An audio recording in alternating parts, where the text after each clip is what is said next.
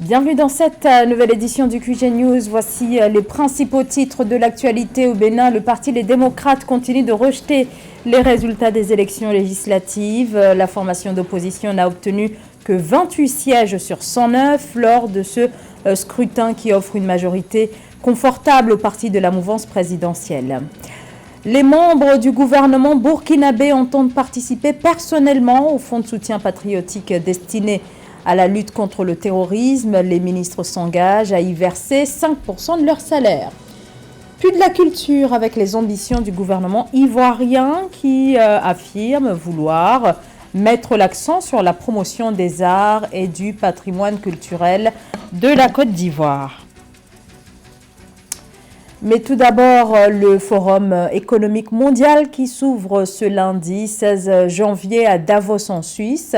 Cette édition 2023 s'annonce particulièrement mouvementée dans un contexte de crise multiple entre la guerre en Ukraine, le réchauffement climatique et les conséquences de la pandémie de Covid-19. Les élites politiques et économiques mondiales se réunissent autour de la thématique coopérer dans un monde fragmenté. C'est la thématique retenue cette année, un forum auquel ne participe pas le président sud-africain Cyril Ramaphosa. Le chef de l'État a annulé sa visite en raison de la crise électrique actuelle en Afrique du Sud, explique le porte-parole de la présidence Vincent Magoueya. Malgré le retour de l'opposition après 4 ans d'absence, la mouvance présidentielle au Bénin a remporté une large majorité au Parlement selon les résultats provisoires annoncés par la commission électorale. Les partis qui soutiennent l'action du chef de l'État Patrice Talon obtiennent 81 sièges sur 109 contre 28 sièges pour le parti d'opposition Les Démocrates qui contestent ces résultats des législatives. Reportage entre correspondants, Lefti Ounouf. Un prélude à l'installation de la 9e législature au Parlement à Porte-Novo, les 3 grandes formations politiques qui se partagent les 109 députés ont été fixées sur leur sort au terme de la proclamation des résultats de la Cour constitutionnelle au Bénin. Jeudi 12 janvier 2023, les sages de la Cour constitutionnelle ont confirmé les résultats provisoires donnés par la Commission électorale nationale autonome Sénat. Avec un taux de participation estimé à 37,79% par la haute juridiction, les 2 partis épaulés par le chef de l'État Patrice Talon, notamment l'Union progressiste Le Renouveau et le Bloc républicain, ont obtenu respectivement 53 et 28 députés, soit 81 élus, pouvant siéger à l'Assemblée nationale. Le parti d'opposition Les Démocrates de l'ancien chef d'État Boni Yahya a glané 28 sièges. Les Démocrates, 598 560 voix, soit 24,16%. IP Le Renouveau, 930 714 voix, soit 37,56%. Bloc républicain, 724 240 voix, soit 29,23%. Article 3 dit que la présente proclamation ne préjuge pas de l'issue des contestations qui pourraient entraîner l'invalidation de sièges de députés. Le parti Les Démocrates a rejeté les résultats provisoires de la Sénat ainsi que ceux confirmés par la Cour constitutionnelle. Cette situation engendre le contentieux électoral. Cependant, l'opposition a annoncé des recours dans plusieurs circonscriptions électorales pour contester les résultats définitifs de la Cour. De son côté, l'Union progressiste Le Renouveau, qui conforte sa position de principale force politique dans le pays avec 53 députés, entend à travers ses élus placer leur mandat à l'écoute des populations. L'obligation principale des élus, c'est des partis politiques de se concentrer sur l'exercice du mandat à eux conféré. Les élus de l'Union progressiste Le Renouveau assumeront le leur à l'écoute permanente des citoyens et des citoyennes, avec énergie et patriotisme, en s'attachant à l'objectif politique du parti. À noter que la 9e législature consacre l'entrée au Parlement de 28 femmes, dont 14 siégeront au sein de l'Union progressiste Le Renouveau, présidée par Joseph Djogbenou, ancien président de la Cour constitutionnelle. Pour défaut d'obtention de la majorité parlementaire, qui est estimée à 55 sur les 109 députés, le groupe d'élus minoritaires Les Démocrates, qui dispose de 28 élus, ne sera pas en mesure de contrôler les actions du gouvernement.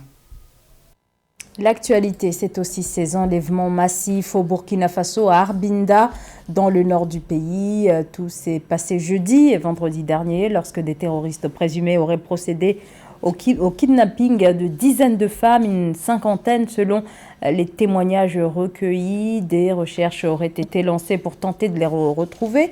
Des opérations de ratissage sont menées par les forces armées régulières et leurs supplétifs civils, mais aucune nouvelle pour l'instant des personnes enlevées dans cette zone sous blocus de groupes terroristes. Au Burkina Faso, où les membres du gouvernement ont pris la décision de céder une partie de leur salaire, une initiative afin de participer à l'effort de guerre dans ce pays en proie au terrorisme. Les sommes récoltées seront versées au fonds de soutien patriotique. Cette contribution sera de 5% sur les salaires. Elle a été annoncée après la décision du gouvernement d'abandonner le prélèvement sur le salaire de chaque travailleur. Nathalie Mo. Les membres du gouvernement cèdent à l'unanimité 5% de leur salaire pour contribuer à l'effort de lutte contre le terrorisme au Burkina Faso. Prompte réponse de l'exécutif burkinabé à la création d'un fonds de soutien patriotique de 100 milliards de francs CFA. Cet investissement, adopté en Conseil des ministres le 12 janvier 2023, va permettre de soutenir et d'accompagner l'action des volontaires pour la défense de la patrie engagés dans la lutte antiterroriste dans le pays. Les membres du gouvernement, de façon unanime, ont décidé chacun de céder 5% de son salaire mensuel comme contribution à ce fonds pour le soutien donc aux volontaires pour la défense de la patrie. Pour cela, le gouvernement invite tous les citoyens véritablement à adhérer à cette initiative afin que nous puissions par nous-mêmes être les acteurs de la libération de notre pays. Le texte de création du Fonds de soutien patriotique contre le terrorisme au Burkina Faso a subi un amendement. Initialement, il prévoyait un prélèvement de 1% sur le salaire de chaque travailleur burkinabé, suscitant une vive réprobation des centrales syndicales nationales. La contribution à l'effort de lutte antiterroriste désormais volontaire sera également soutenue par des quotas perçus sur les taxes sur l'alcool et le tabac, sur la consommation des télécommunications et sur les jeux de hasard.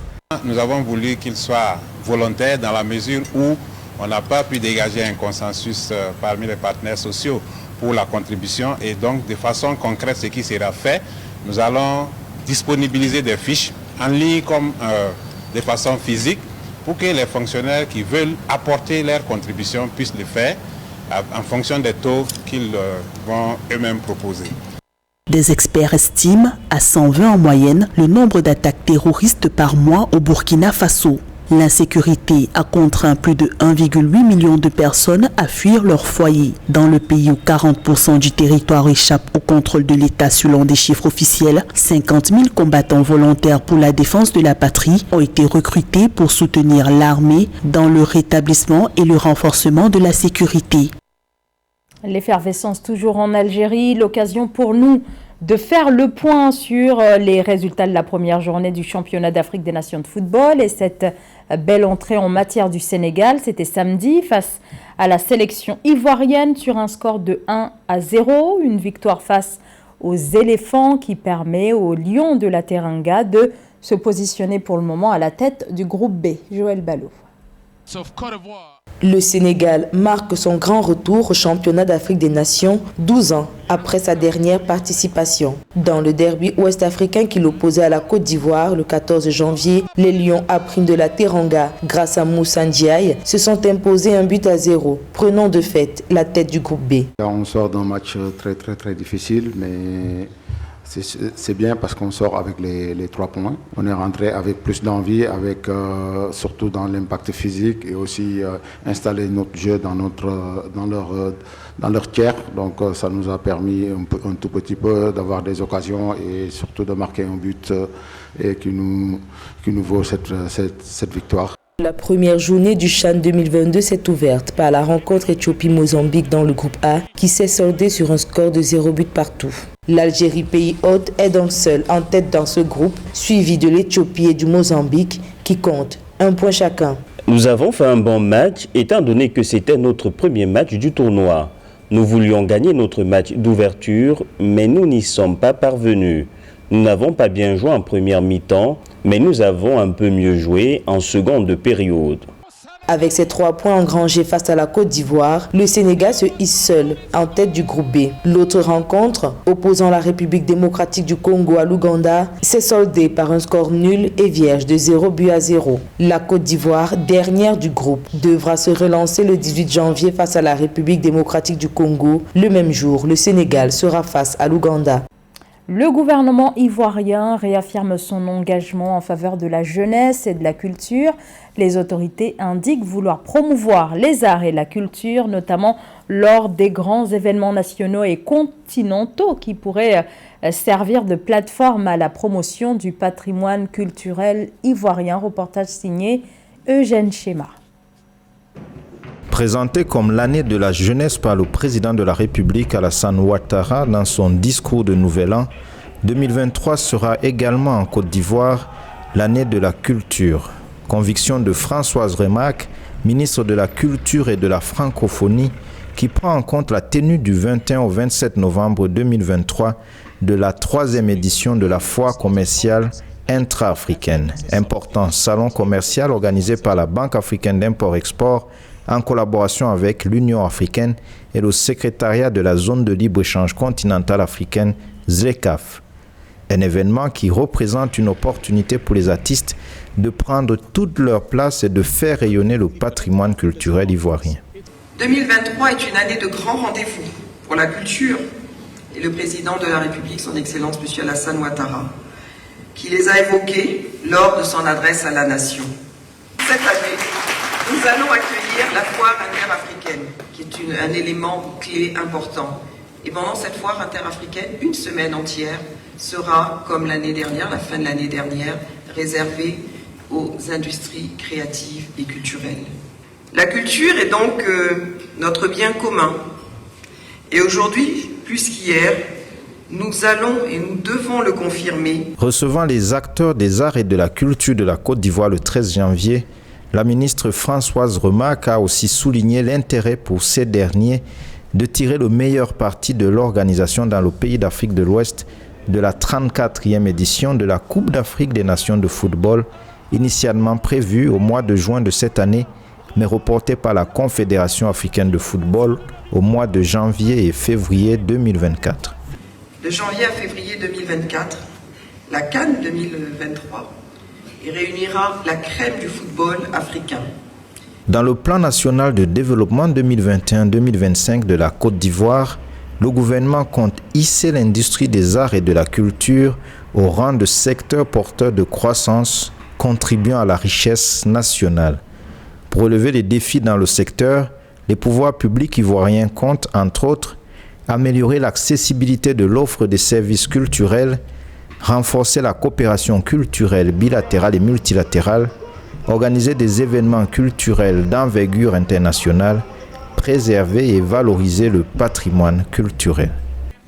16 janvier 2005, 16 janvier 2023, la communauté de Pikine au Sénégal rend hommage à Ndongo Lo-Nyong, décédé il y a 18 ans, jour pour jour.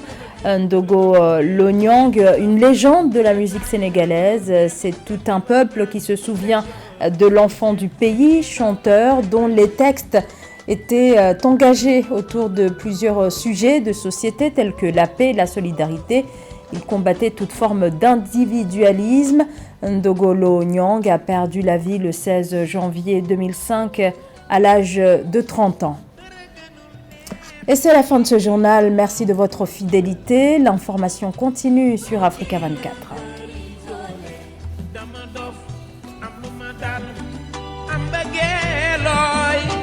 sama xol bi la ni bërëj di saf lu neex yéen ma mbëggeel wuy mbëggeel mbëggeel a bari digal dara gënul neex nga jàkkaar lool ci nga bëgg